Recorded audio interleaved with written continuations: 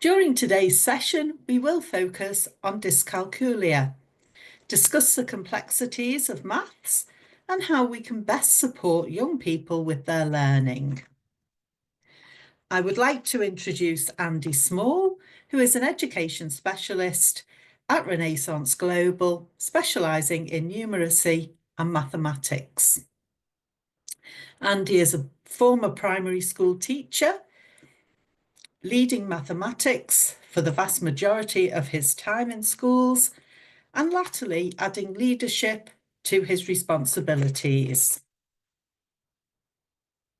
He's passionate about fostering an enjoyment of maths and a lifelong understanding of maths and number, as well as supporting youngsters for whom maths can be difficult. Andy initially joined our Assessment Insights team, supporting schools using his knowledge on how assessment can be used to enhance school practice and to improve learners' outcomes. He now works across the company on making sure that our maths and numeracy offerings meet the needs of our schools. I will now hand you over to Andy. Thank you, Debbie. And I feel a bit like a conduit here. I'm going to pass the baton on quite quickly to Pete Garrett. Pete is a specialist teacher and assessor of learners with specific learning difficulties, and an experienced maths teacher himself. He works with learners who struggle to engage with mathematics and supports teachers around the world to be more effective in their practice where working with those students is concerned. As well as this, Pete is chair of the British Dyslexia Association Dyscalculia Committee. He's a member of the advisory board for the Dyscalculia Network and on the editorial board for Equals Online, the Maths Association Journal of Maths and SEND. We're really pleased that you're able to join us this morning, Pete, and to consider three key questions. So they being, how might we begin to understand some of the challenges that exist for some learners in mathematics? Why might these even be the case? And what can we do as practitioners to mitigate these challenges? And so, Pete, I throw it over to you. Well, thanks, Andy. And hello, everybody. Lovely to see such a large number of people. Just looking through, I love it when everybody puts up where they are. And I think we've gone from Hong Kong to Harrogate today, which is, you know, a massive spread of how far the sun has travelled today. I want to obviously, you know, just hit on the complexity and how we can unpick the complexity in the maths classroom. So I'm fundamentally, I've got about 3 slides that I want to show, which just underpin that complexity, and then just sort of open it up to thinking some of my ideas about how we unpick that, and maybe then have some time for some questions afterwards. So I will quickly share my slides, which worked just now, and it looks like they're working again. So rather than talking about mathematics, what we learn at this stage, I want to focus on functional numeracy. That's the way that we would use number in every day in our lives as adults. You know, understanding the passage of time in terms of travel, booking things, managing our bank accounts, all of that kind of thing. When we actually look at what impacts our development of solid functional numeracy skills, essentially being numerate in the world, there are so many things that impact that. Firstly, we've got to take the family in terms of the environmental impact here. Now, there is evidence across all the specific learning difficulties of genetic components. I think it would be more accurate to say that combinations of genes generate risk scores. So the potential within an individual of there being a challenge in certain areas. What we're also seeing is the genes overlap. In other words, clusters of genes may lead to problems with literacy, dyslexia, or may lead to problems with mathematics, or may lead to both. And those overlap again with those genes that seem to indicate attention difficulties. So we don't fully understand where we are in terms of the genetic component, but it does exist. The second important thing about the family is the home maths environment. What I particularly like about it, I didn't see anybody from India crop up, but I'm just going to use this as a very quick example. We usually learn to count at home as a child, a toddler, as we're developing language, and we start to and we're developing ideas of magnitude. We start to make a relationship between the language that we use and the magnitude that we're explaining. And when we learn to count, we learn to count in the language that's spoken at home. So in India, that might be a regional language. What happens, for example, Marathi or Gujarati, we then go to a school which might be, I'm going to use English medium because I'm currently speaking in English. We then go to a school which teaches in English. So we have to move from the language we learn to count in to the language of communication of what we've actually learned, the language of instruction. And what that means is that we have probably learned to count intuitively in the native language, in the first language, and then we're communicating that in another language. And I did some work in India quite recently where we were talking to experienced people who work with a very high level of mathematics, and they still do foundational arithmetic. They do the calculations in their native language and then translate that into the language they're communicating in. So that home maths environment, both in terms of language, but also then parental engagement with mathematics, is really important. Then socioeconomic factors. So the family plays a large role. And then we actually have what happens in the individual. So there are things which are developmental. And with dyscalculia or dyslexia, we're talking about neurodevelopmental disorders. So we do recognize that there are particular parts of the brain which handle certain things, and I'm going to talk about that now. And that is particularly, we think, in currently can be divided into domain general, which are things outside of the maths classroom, things like language development and executive function, and domain specific, which are magnitude relationships. And I'm going to talk about that in a minute. And then we also have the emotional side of it. But depending on where you are in the world, there's a very strong sort of feeling that in some places, people who struggle with mathematics, for all the reasons that were on this slide, say, I'm just bad at mathematics. That's it. So we do have, I'm going to call them attitudinal problems, but I mean that in terms of how we perceive mathematics and what that means for our nervous system in terms of how we define the schemas that run it. And then we have the school. And the school environment is where we take generally most of these foundational abilities and turn them into the ability to pass exams, academic attainment, but also to actually develop the functional numeracy that people need in everyday life. So we're dealing with an awful lot of complexity, but all we can deal with is understanding the individual, to some extent understanding the family, particularly things like first language of counting, and then think about how we as educators can actually manage that in the school. I think a very nice colleague of mine, Camilla Gilmore, who's based at Loughborough University here in the UK, has built this very nice model for thinking about mathematics. And we see at the bottom that we have what we call the basic mathematical processes. These are things like counting, estimation, recognizing the magnitude. So working in being able to read place value and working in different place value, all of those kind of basic things that we need to, from a cognition point of view, understand.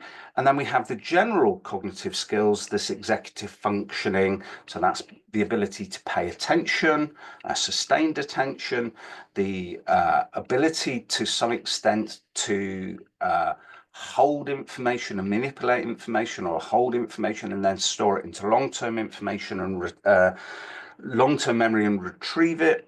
And language development.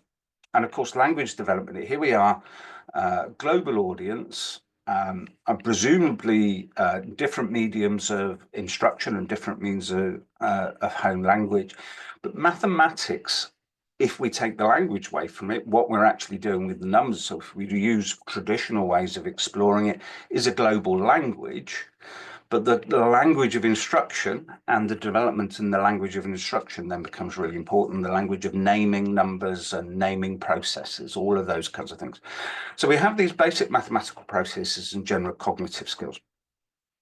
In the UK, we've been working on coming up with what we call a working definition for dyscalculia. We've just published one for dyslexia. These are intended to be forward-facing definitions, so they're not really for research, or they're to help assessors and teachers understand what they need to look for in terms of recognizing what the problem is with somebody attaining in mathematics. And this is absolutely key. The more data, the more useful data, the more nuanced, narrowed down data that we have, the easier it is to recognize what the problem is. If we want to move away from this, I'm just bad at maths, we need to think quite deeply about what the problem the learner is experiencing in that maths classroom. And these difference between these basic mathematical processes, which I would refer to as domain specific, and these general cognitive skills that we might see happening across the learning environment. So not just specific to mathematics, happening across the learning environment. The difference between recognizing these two things does actually impact how we put intervention in, how we actually support those.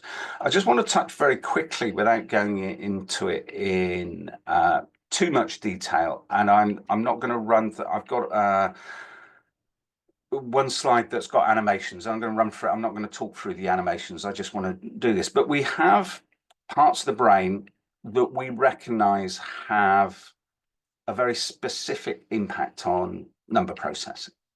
Now, neuroscience and the neuroscience of mathematics cognition is a fine example of the more we know about something, the less we know.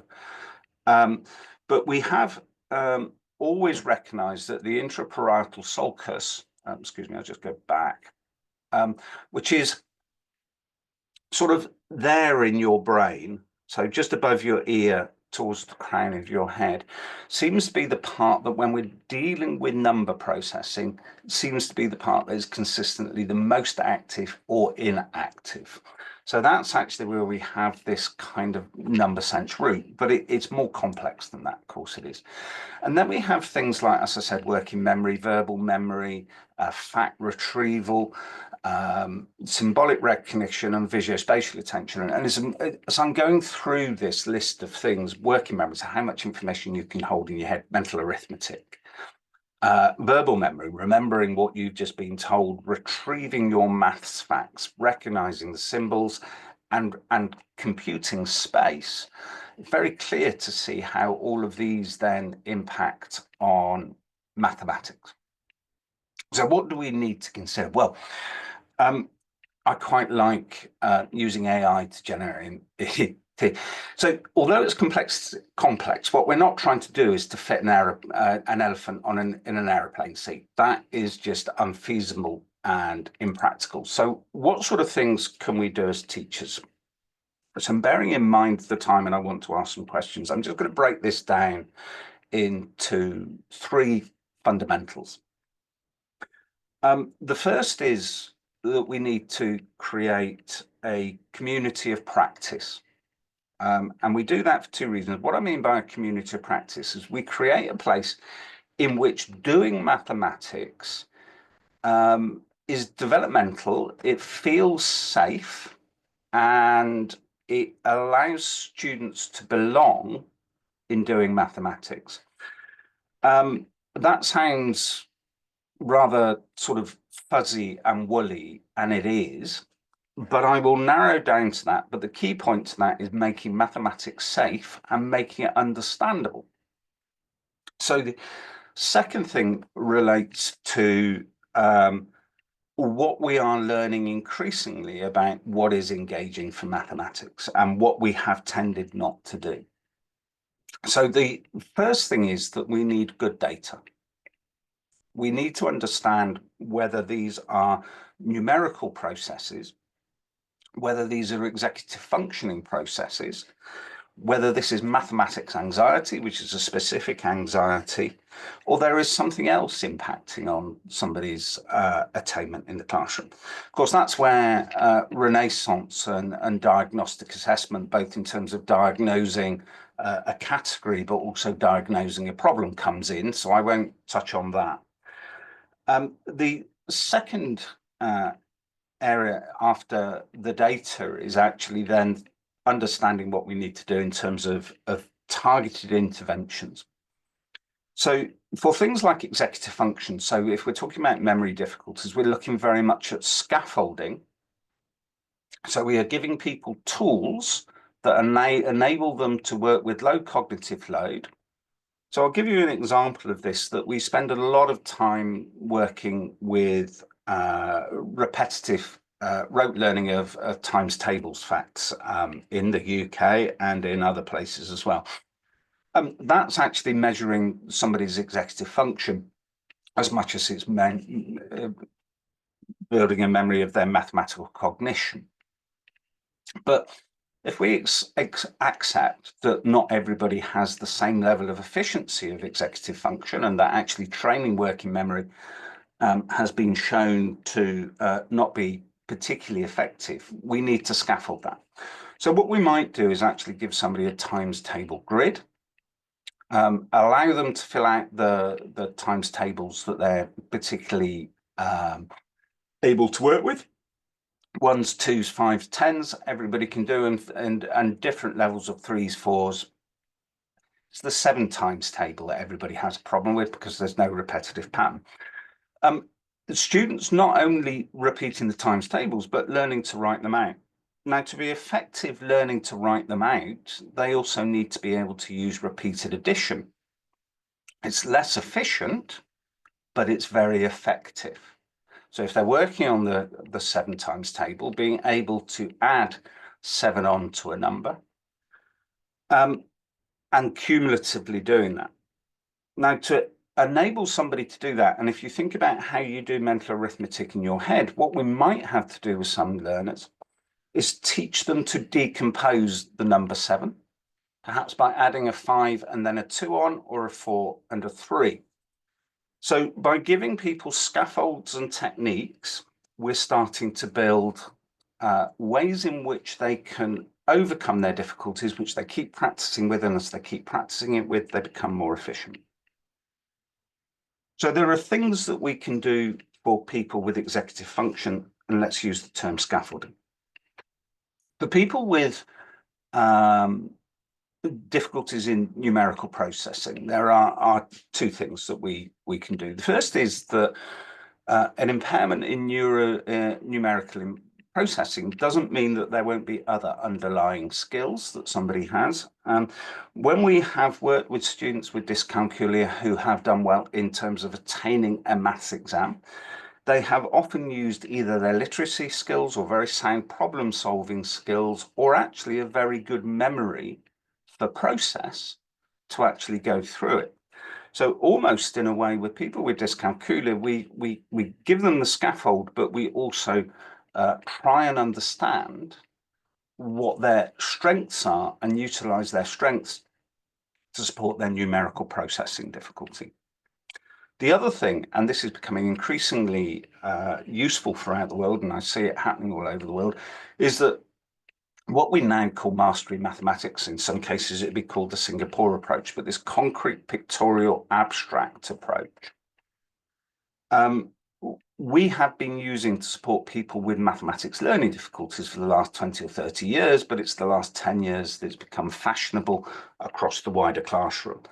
So where we are giving people concrete representations, so that can be using manipulatives in the classroom, or we're using pictures, rather than going straight into the abstract, we're seeing very strong evidence that that is particularly helpful. So a combination of concrete pictorial abstract and utilizing strengths of people with dyscalculia. Well,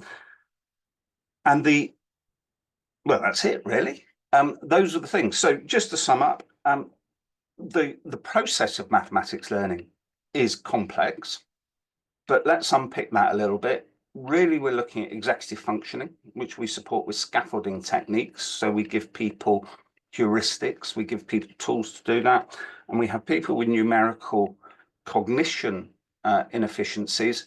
And that is a combination of concrete pictorial abstract approach, which is shown to be more effective, and an element of recognizing, going back to the data, where their actual difficulty is. Andy, that was a real rattle through. I love doing this in 15 minutes. It's quite a challenge, because normally I talk for about 3 days on this.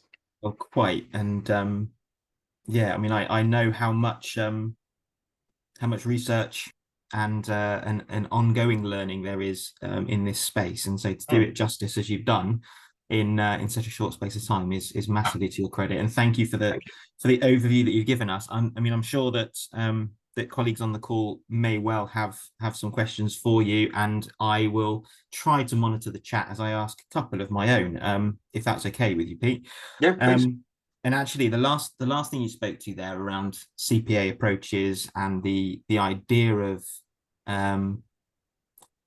facilitating learning and mass learning using concrete materials and pictures. I know that there are some materials out there that are particularly adapted or particularly useful to a learner with a math specific learning challenge. Are there any specific individual resources or places where you'd advise colleagues on the call to look for such things? I mean, I remember using something called a num drum, for example, when I was teaching, which is basically a cylindrical number square. It's fantastic, and really took away the barrier of having to make jumps from every multiple of 10 to the next numeral, because of the fact it was a helix. I mean, that for me was quite transformational for some of my learners. But I think, yeah, and I think what we have to remember as teachers is actually what we've got to look for is the impact of whatever we're using, not how we think it looks good, because that's actually reflecting how we think about number. Of course. But what the impact is, and I think the impact is actually also controlled by how the teacher explains it to make it accessible. So I particularly, you know, I like sort of Dean's blocks, number cubes, tens, hundreds, squares, because those are very visual. But I tend to work with slightly older learners,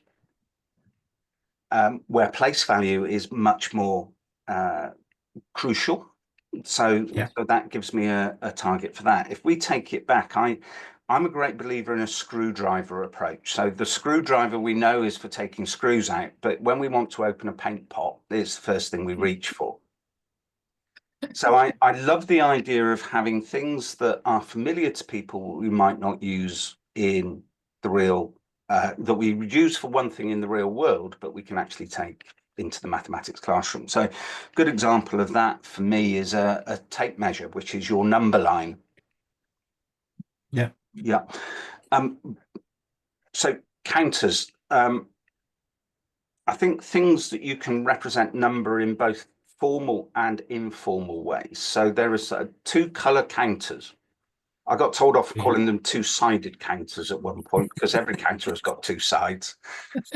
Which, depending on where you buy them from, I tend to be yellow and red on one side, on either side, or blue and green, depending on which manufacturer of two-color counters. But those are really good because you can show the relationships within, for example, a 10 frame. And they're also really good for working with negative numbers, so that things like that are really useful, and you can use them in a lot of places. I mean, I left my box of concrete manipulatives in India, unfortunately. So I don't have it with me. But anything that you can use to demonstrate more than one thing, because what that gives it consistency then of the concrete material. The other thing that I think is really important, and this is something that I have seen happen, I have to say, in other countries better than it happens in the UK, is blending the concrete, the pictorial, and the abstract in the classroom all at the same time together, rather than as we sometimes have a habit of doing in the UK, doing the concrete, then drawing the picture, then working on the abstract, so that the student is seeing the blending of everything. The other thing is that when you're using these concrete tools like TEMS blocks and things, is getting the students then to make representations with those as well. So I think it's down to teacher choice, but recognizing the impact. So we're back to the data again. Yeah, it's pretty a long-winded way of being vague, isn't it? No, that's all good. And I know there's been a couple of comments in the chat about the use of concrete materials with older learners. I know, although a lot of my practice with primary, you spoke about two-sided, two-coloured. There, I'm at it now, Pete. Two-coloured counters. I know how useful that is for teaching algebra, for example. And for me, it comes back to what you said about that community of practice and students feeling safe, it being normalised that these materials and these images are just as effective a way of learning mathematics and engaging with mathematics as any abstracts approach. And I think so. Remember, in the old days, we used to have money. We used to have coins and notes. We don't have those very often these days because it doesn't matter where you are. Somebody's already got a card machine. But again, those are really good examples of when you take a concrete material and money, you only use the 1, 2, 5, and 10 times tables in most money systems in the world, but you can make any amount. Is really good, again, is a really good concrete method of doing it. So if you make the relationship in the community of practice all the time between concrete, real world, so tangible is as good a word as concrete. So the other thing is actually taking it into a real life situation that makes sense to a learner rather than an entirely abstract one. All of these things help build that understanding, but most importantly, build the confidence, because when you work with older learners, it's the poor confidence. And of course, Andy, you all know that in primary teaching, where you're not necessarily, sometimes the mathematics has been a real struggle in terms of getting to where you are, that many teachers lack confidence in mathematics as well. We could do a whole other session around the concept of maths anxiety, and not just in the young people in the classroom, but the more experienced people in the classroom as well. No, I think, just the person you need to talk to for that. But yeah, we'll talk offline about that one. Maybe we will. I'm very conscious of time, Pete, and we have exhausted what is available to us. And I know there are loads of questions in the chat that sort of seem to come through as you were responding to a couple there. I'm going to throw it over to, I think, Polly, who is going to signpost a couple of things that may well help to answer some of those questions. But what I'd say at the moment, Pete, is thank you very much. That's really insightful. And I can tell already that there is an appetite for more information on this topic. So watch this space, I suggest. Thank you very much. Me and my colleagues, we're always happy to help. So amazing. Thank you so much. Polly, do you want to pick up from here? Yeah, thank you so much, Pete. That was amazing. I was trying to sort of jot some key reflections down to share my one point that I thought was amazing, but I think there was so much that I've taken away from today that there's too much to share at the moment. And like Andy said, we are tight for time, and we've had some amazing questions come through, but really appreciate you joining us today. It has been amazing. As many of you who join us every month will know, at this point, normally we're done and dusted by now, but it's been worthwhile a little bit of a longer session today. But at this point, we do share those sort of illuminations on how we can continue to support you with students. So today, normally we sort of do a now, next and then, but today we've just got some useful resources, which I will ask Emma to kindly pop the links in the chat as I go along. But first up is just to highlight the Dyscalculia Network website. Lots of resources on this website, really great website. Each month they do have a Q&A drop-in session. Now this is at midday UK time, so I appreciate that this may be inconvenient to some of our international colleagues joining us today. But if it is something that you can attend, then it's definitely worth it. And just so you're not trying to find the next one coming up is the 27th of March. So if you are able to make midday UK time, that's a brilliant one. We've also got our careful calculation report. So as we know, many teachers do struggle to address the maths anxiety and how you can effectively cover the maths curriculum. So this is a great, insightful report drawing on experiences of educators and experts. So in the report, you can find out lots about factors contributing to girls' maths attainment, and also some more practical strategies for identifying and addressing maths anxiety. So do have a look at that careful calculation report. And then just finally, we have our Dyscalculia podcast, where we join the dots on lots of key topics of maths, and hear from listeners sharing the challenges they're currently facing around that core topic. So we hope you find those resources useful. Lots and lots to digest today. So I will now hand over to Emma, who's going to actually tell us about next month. Absolutely, and I'm going to just echo the same sentiments from Andy and Polly, if I may, Pete, before I move on. Lots that resonated there, especially the talk of times tables by 2s, 5s and 10s. I'm not ashamed to admit that's still how I operate. Times tables and I have never been the best of friends, but I get by that, and the repeated addition are definitely strategies that work for me. So It works, thank you doesn't it, so though, much. It absolutely does. It might take a second longer than that immediate recall, but it definitely works for me. So I appreciate hearing that, and it resonated. So the penultimate week of March is Neurodiversity Celebration Week, and perhaps some of you have already got that in your calendar and are planning events within your particular settings to acknowledge the differences in the way that we think and that our learners think. This event was started in 2018 by a 16-year-old, Sienna Castleton, who herself is neurodiverse, and her intention was to challenge the misconceptions and stereotypes that she felt prevented autistic people and people with learning disabilities from reaching their potential. And it's really lovely to understand that the organisers in that event remind us that our brains all are wired to think, process, move, communicate in different ways, and that our communities benefit from having those different thinkers. In fact, that was a conversation that we were having just this morning before we went live. And we do know that approximately 15 to 20% of the population has a neurological difference. So instead of labelling people with deficits or disorders, the terminology of neurodiversity encourages to take that really important balanced view of an individual's strengths alongside their challenges. And the reality is that in many cases, those challenges that neurodivergent people face are more often to do with the environment or systems than anything that might be in person. And we received a really lovely question recently from a colleague who, and we would continue to encourage you to submit those to us because that's how we form these sessions, who referenced the superpowers of being somebody with dyslexia themselves and supporting learners with dyslexia.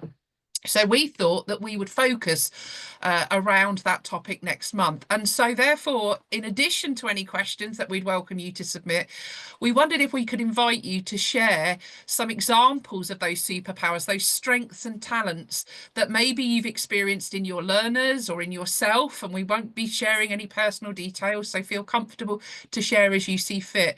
And we'll be sharing more about that on our next session, which is going to be April the 8th. And we'll be thinking about the various different ways in which we can help the learners in our settings by making sure that we play to their strengths. And Pete made that very reference in terms of utilising the strengths that a learner might have when they're learning within the mathematics classroom. So how else can we help them to be more domain general as well in other aspects, to build their confidence and their self-esteem, to make sure they have every opportunity to flourish? In the meantime, you might want to visit the Neurodiversity Celebration website, Celebration Week website, excuse me, which is www.neurodiversityweek.com. And I think you've probably heard enough from all of us for today. We do hope that you found huge value in the session. We've captured any of the questions that we didn't have time for Pete to answer, and we'll do our very best to make sure that we can find a way to get the information to you that you need to support your learners going forward. Thank you once again, Pete. It's been an absolute pleasure, and to Andy as well. And we'll look forward to seeing you all again next month. Take care, everybody. Thank you.